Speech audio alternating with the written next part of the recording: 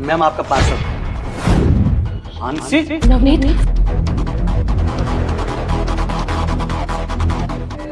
ये तो आंसी थी, लेकिन एक बार चेक तो कर लेता हूँ।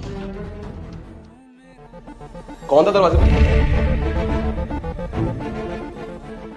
वो सोसाइटी के बच्चे थे, खेल खेल में डोरबेल रिंग करके चले गए। मैं वॉशरूम जाकर आती हूँ।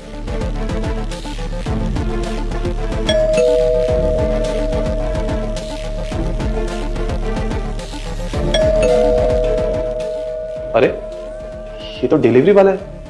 आंशी कह रही थी कि बच्चे परेशान कर रहे हैं। कोई नहीं, मेरे ऑर्डर है वैसे।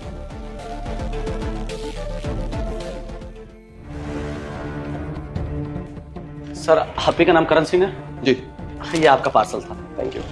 सर ओटीपी बता दीजिए। 3692।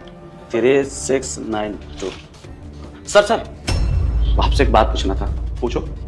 अभी जिसने गेट खोला था वो आपकी क्या लगती हैं? एक्सक्यूज मी, ये क्या सवाल है? वो मेरी वाइफ है।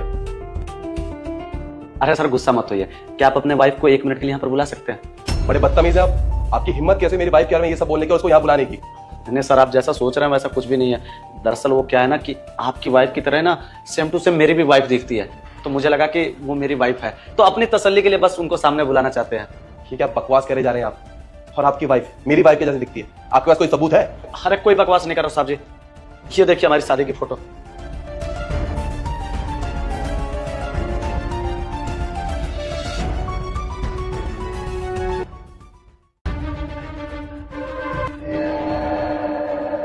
आंशी, ये इंसान ऐसा दावा कर रहा है कि ये तुम्हारा पति है। क्या ये बात सच है?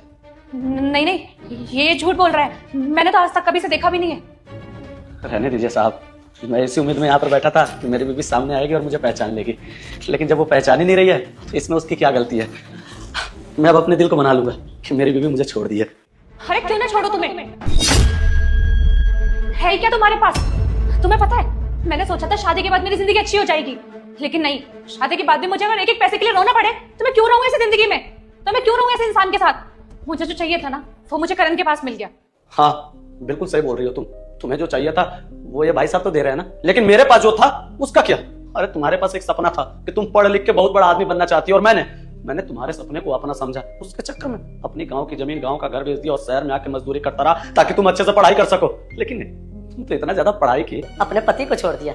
अरे तुम अपने पति के साथ खुश रहो, मुझे कोई दिक्कत नहीं है। लेकिन पता है, मैं बाहर जाके ना ये किसी को नहीं बताऊंगा कि मैं अपनी बीवी को पढ़ाने के बाद ना उसने मुझे ही छोड़ दिया। अगर किसी को पता चलेगा ना तो वो डरेगा अपनी बीवी को पढ़ाने के लिए, और यहाँ तक कि ना अपने बीवी को घर से बाहर नहीं